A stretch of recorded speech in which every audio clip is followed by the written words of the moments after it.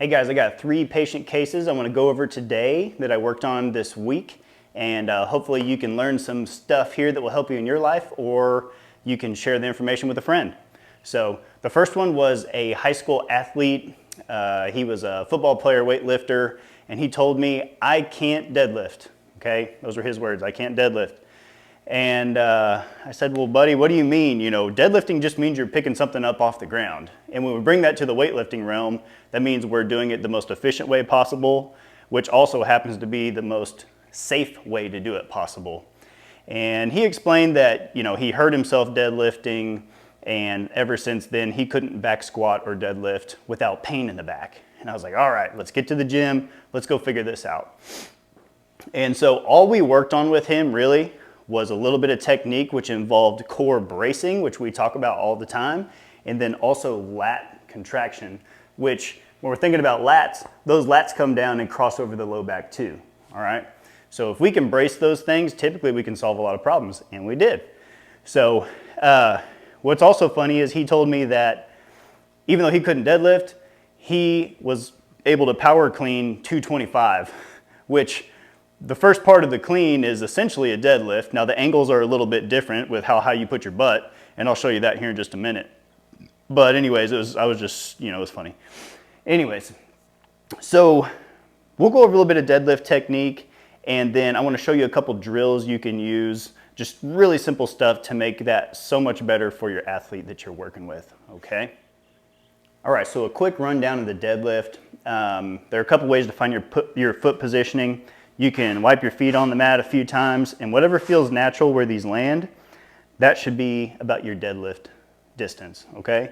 The other thing you can do is hop up and down a few times, and wherever your feet land, that's about where your deadlift should be. It's a lot narrower than a lot of people think it should be, okay? Or they feel like they set up at first. So we're going to take a top-down approach. So we're gonna get our feet set in that position, tighten that core like I can take a punch to the gut. Okay, I'm about a thumb width on the bar outside of my hips. Tight core, push my butt backwards, and I want my shins to stay vertical. I'm also going to contract my lats. I'm trying to pull that bar close to me. Okay, push on the way up and then pull once it comes past your knees. Maintain core tightness the whole time.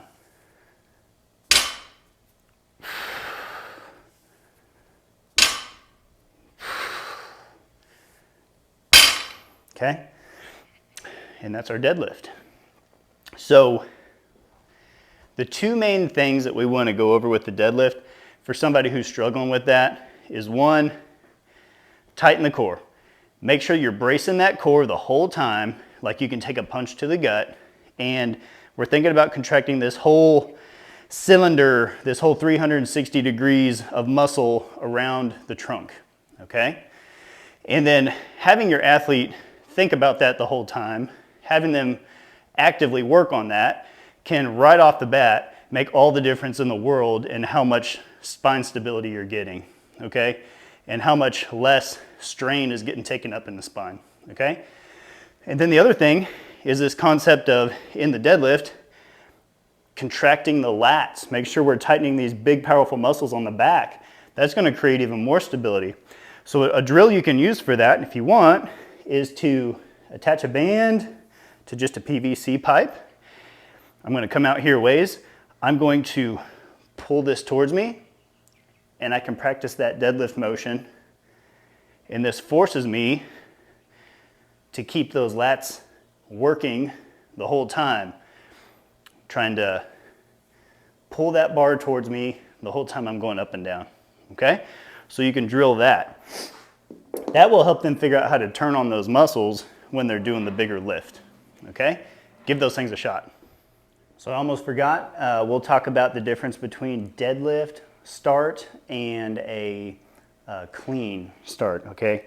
So in your deadlift, so like we talked about, we set up tight core at the top. You can drop your hips to start if you want, but when you start the deadlift, you should be raising your butt up in the air until you feel that bar start to float off the ground, okay?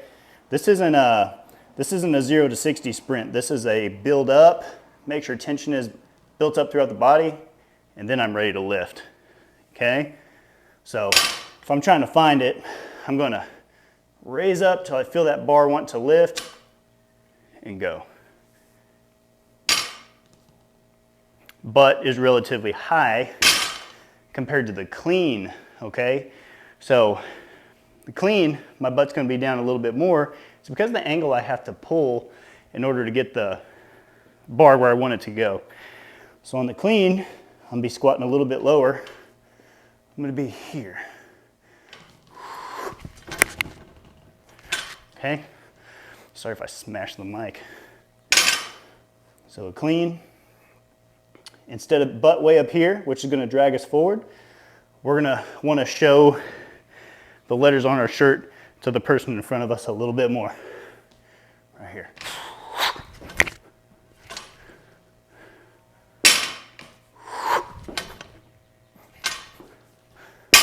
Okay, so just a little difference in angle of where your butt's at, or your back angle, okay? So look at those two things when you're in the gym next, and let me know if you have any questions. All right, and then case number 2, also a lady, she was in her mid-40s, dealing with back pain. We typically, when we see somebody with back pain, we typically start with what we call a McKenzie approach. The guy who created it, his last name was McKenzie. And it's more of it's a directional preference stretching kind of exercise, okay? So I would say 9 times out of 10, people actually get relief from stretching backwards, okay? And that tends to be because we do so much in front of us all day. We're sitting, we're on our phone, we're on the computer, and we get in this rounded position, and the back gets irritated with you about that. So typically, if we introduce some extension stretching throughout the day, that helps. You see really good results right off the bat with that. So we had worked on that with her for about a week, among some other core strengthening things, and then she kind of plateaued. She was still dealing with about a 3 or 4 out of 10 pain consistently. And what we determined was she has back too weak disease, really. There's nothing wrong with her, it's just her muscles were not very strong. And I'll credit Ice Physio for using back too weak disease, something they kind of came up with, and I agree. So her main thing that she's working on now is deadlifts. And after doing about another week and a half of deadlifts and just really working on technique, strengthening the back, talking about how we use those same deadlift techniques when you're lifting things around the house or at work, she felt a whole lot better, and she was actually pain-free within a week and a half of doing that, which is pretty great results. But sometimes what you need for some patients, or if you are dealing with some back pain, is we've just got to strengthen this posterior chain, strengthen the glutes, strengthen the low back. And one of the best ways to do that is with a really good technique deadlift. Now, if you go and do a bunch of deadlifts and your technique is terrible, it's probably going to hurt, probably going to make things worse. But if your technique is great and you're keeping your spine straight, use some of the things that we talk about in some of our other videos. So we've talked about hip hinge, okay, where we drill keeping the back straight. Once we're doing this pretty well perfectly, we can try it with just the stick in front, okay? And then we start moving on to something a little bit lighter. So grab a kettlebell or a couple dumbbells. This is a 26 pounder. I can start drilling this one. Make sure everything is staying aligned, everything's intact, and then start increasing weight. Use a heavier kettlebell, use barbells, and keep the strengthening going.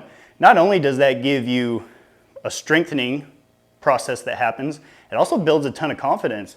Whenever I tell her that she's lifting 135 pounds off the ground, she says, whoa, I'm really doing a whole lot, and my pain and what I thought was so terrible about my back is not inhibiting me like I thought it was. And so give that one a shot, okay? If you need coaching on your deadlifts, feel free to contact me.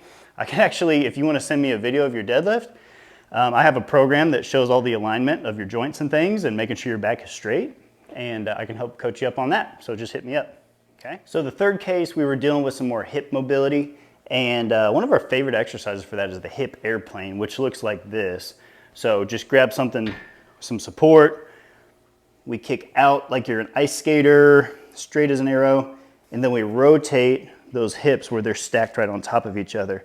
I'm squeezing my outer glute on the plant leg, and I should feel a stretch right through the inside. So I usually hold that for 5 seconds, and then I dip that hip down, drive your pointy part of your hip bone towards your foot, hold for 5 seconds there. You should feel a stretch on the outside of the hip, okay?